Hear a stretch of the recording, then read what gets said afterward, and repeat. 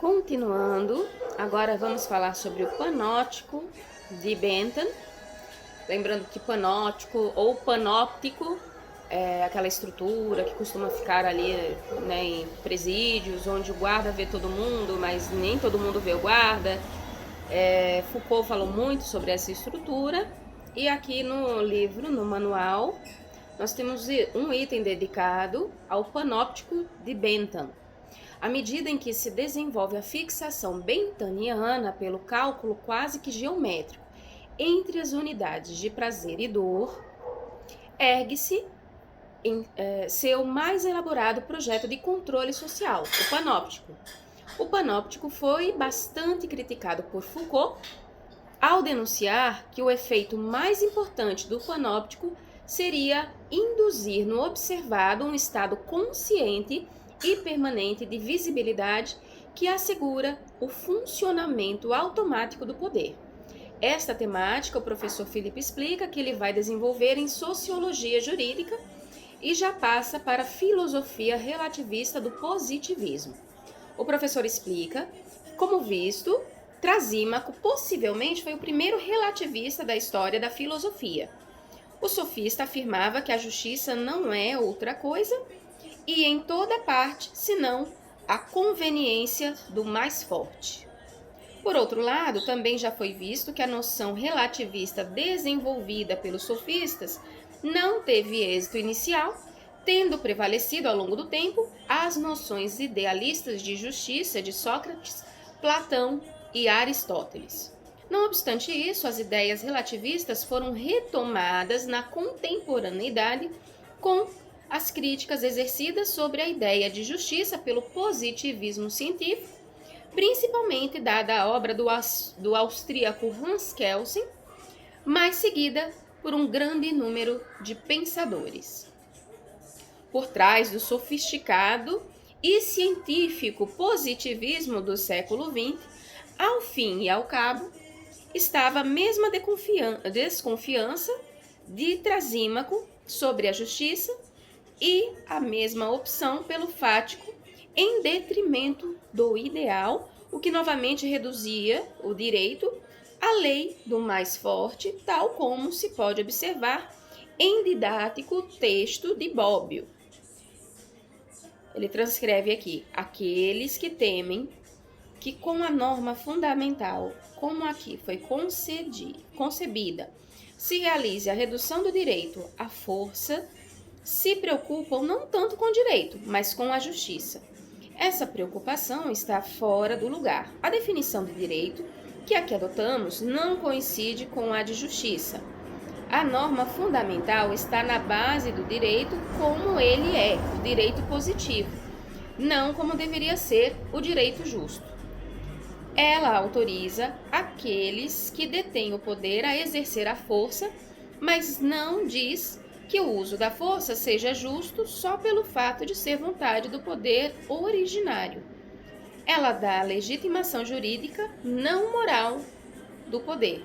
O direito como ele é expressão dos mais fortes, não dos mais justos. Tanto melhor, então, que os mais fortes sejam os mais justos. Destarte o positivismo do século XX, partindo de uma noção relativista de justiça, acaba por ser uma expressão concreta do antigo pensamento de Trasímaco.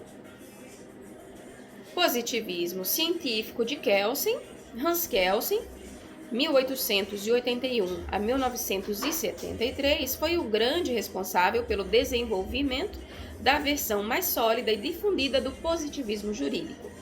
Foi um dos autores da Constituição Austríaca, idealizador e juiz da Corte Constitucional da Áustria e professor catedrático das universidades de Viena e da Califórnia. Em 1934, publicou a primeira versão de sua mais importante obra, Teoria Pura do Direito. O objetivo central de Kelsen era estabelecer bases científicas estritas para o direito, ou, como afirma Streck, proceder a uma cisão entre o direito no mundo dos fatos e a ciência do direito. As bases filosóficas do pensamento kelseniano são relativismo axiológico, depuração linguística e formalismo. O relativismo axiológico e a depuração linguística são influências de Wittgenstein. Já o formalismo foi uma influência de Jelinek. Wittgenstein eu não conheço, nunca ouvi falar, é a primeira vez que estou sendo apresentada. Depois vamos pesquisar. Já Jelinek, nós já encontramos principalmente ali em direito penal, certo? Relativismo axiológico é a concepção que defende que não existem valores absolutos. Relativismo axiológico é a concepção que defende que não existem valores absolutos. Wittgenstein sustentava um relativismo baseado na variabilidade das noções de verdade, consistentes na visão em perspectiva de cada tema.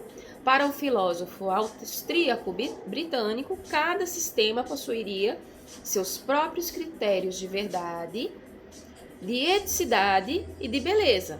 Esta lógica, transplantada para o direito, sob uma perspectiva kelseniana, faz com que os valores não possam determinar o direito, ou seja, não se podendo afirmar o que é justiça, e sendo seu conteúdo mutável historicamente, ela não deve interferir no objeto da ciência do direito. A gente já sabe onde é que isso aí vai parar, né? A depuração da linguagem é uma influência da filosofia tractariana de Wittgenstein sobre a teoria pura do direito de Kelsen. Isso significa que Kelsen, tal como proposto pelo jovem Wittgenstein, buscou aplicar ao direito uma linguagem científica, depurando-a da linguagem comum. Em sua visão, o pensamento científico deveria se afastar das imprecisões da linguagem vulgar, devendo buscar ao máximo a linguagem exata, distante dos pensamentos turvos do senso comum.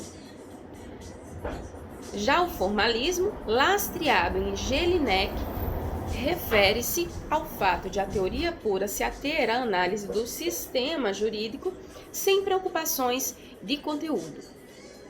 O discurso formalista de Kelsen, por não se preocupar com a fundamentação do direito, aceitava como jurídico qualquer sistema de normas válidas em determinados espaços e épocas. Era indiferente se tal ou qual regime tivesse sido imposto pela força ou contra o interesse da maioria dos cidadãos. Possuindo ordenamento válido, seria jurídico. Aí aqui o professor traz algumas notas de rodapé, tá, gente? Deixa eu só verificar aqui. O conceito clássico de Constituição, que da segunda metade do século XIX, é o de George Jelinek, que entende a Constituição como os princípios jurídicos que definem os órgãos supremos do Estado, sua criação, suas relações mútuas e determinam o âmbito de sua atuação e a situação de cada um deles em relação ao poder do Estado. A Constituição é estatal, pois só é possível com o Estado. A política está fora da Constituição.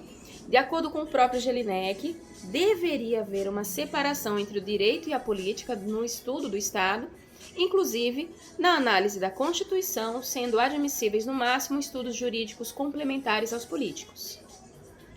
Jelinek pretendeu criar um sistema de validade universal à margem da história e da realidade. No caso dos valores, tratava-se de sua expressão linguística não possuir qualquer forma que pudesse ser exibida em uma notação, a qual deveria prescindir da articulação lógica, uma vez que a vivência dos valores, contrariamente ao pensamento de fatos, não se articula logicamente, embora igualmente inefáveis. Forma lógica e vivência de valores, a primeira tem vínculo direto com expressões simbólicas, enquanto a segunda tem vínculo apenas com o sujeito solipsista. Assim, se o consenso lógico podia ser estabelecido, mesmo em seu caso limite, através da ideografia, pela forma logicamente articulada das expressões, não havia qualquer consenso quanto aos valores, o que levava o Tractatus ao mais rigoroso relativismo ético e estético. Eis duas perspectivas distintas e complementares para a abordagem do inefável, impossibilitando igualmente a formulação de teses ao seu respeito, a forma da objetividade e a vivência de valores. Um exemplo do relativismo do autor: de fato, podemos definir verdade sempre que se diga respeito a tais juízos, consistindo no fato de que há um complexo correspondendo ao pensamento discursivo que é o juízo. Isto é, ao julgarmos em relação R com B, nosso juízo é dito verdadeiro quando há complexo A em relação a R com B, e dito falso quando isto não ocorre. Essa é a definição de verdade em relação aos juízos dessa espécie. Wittgenstein, Ludwig Wittgenstein. Devido à característica relativista da moral kelseniana, as normas que surgem de um ato de vontade do legislador ou do juiz na sentença terão sempre uma mobilidade sob a qual se movimentará o intérprete. Agora, voltando para o corpo do texto principal, nós temos aqui que o direito, nesse processo de busca por cientificidade, sofria, tal como as demais ciências humanas, da inicial confusão sobre qual deveria ser seu objeto de estudo e como ele deveria ser estudado. Kelsen buscou assim construir uma ciência jurídica com um objeto bem definido e método próprio, almejando conferir autonomia e segurança ao jurista.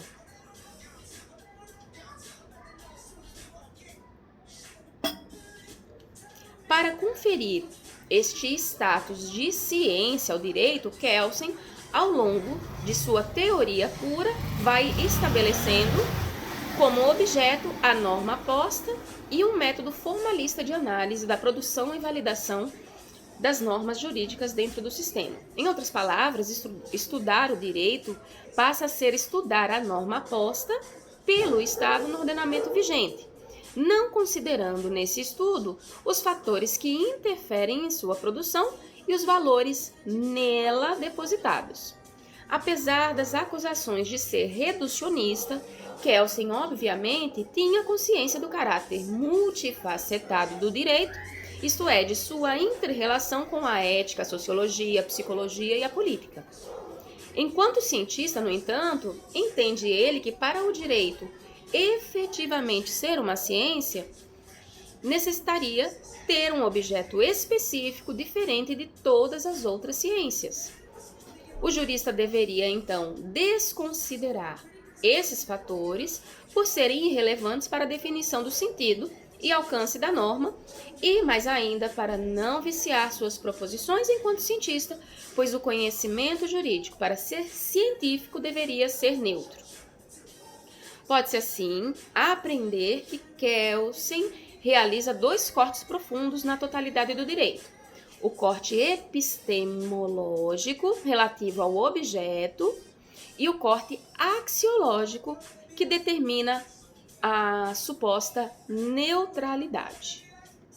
Do ponto de vista do estudo, como são produzidas e validadas as normas dentro do sistema jurídico, a lógica do positivismo científico contemporâneo é a de que o direito é um sistema escalonado de normas em que as normas inferiores encontram validade e têm o seu processo de formação estabelecido nas normas superiores. É a pirâmide de Hans Kelsen que a gente vê, né? A ordem inferior, ali o ato normativo inferior tem validade, fundamento no piso superior, no ato normativo superior até chegar à Constituição e depois ir para a norma hipotética fundamental. Então, nós temos, novamente aqui, retomando a linha de raciocínio, do ponto de vista do estudo de como são produzidas e validadas as normas dentro do sistema jurídico, a lógica do positivismo científico contemporâneo é a de que o direito é um sistema escalonado de normas em que as normas inferiores encontram sua validade e têm seu processo de formação estabelecido nas normas superiores, sendo estas resguardadas pela força que se revela nas sanções em caso de descumprimento, não existindo uma noção de justiça a se apegar. Direito é, assim, uma expressão dos mais fortes, determinado por aqueles que possuem a capacidade para exigir o seu cumprimento. A análise da ciência do direito em Kelsen será tratada em Teoria Geral do Direito. E aí o professor passa para a análise do positivismo analítico de Hart. Deixa eu só verificar aqui. Nós vamos deixar o positivismo analítico de Hart para a próxima sessão de leitura.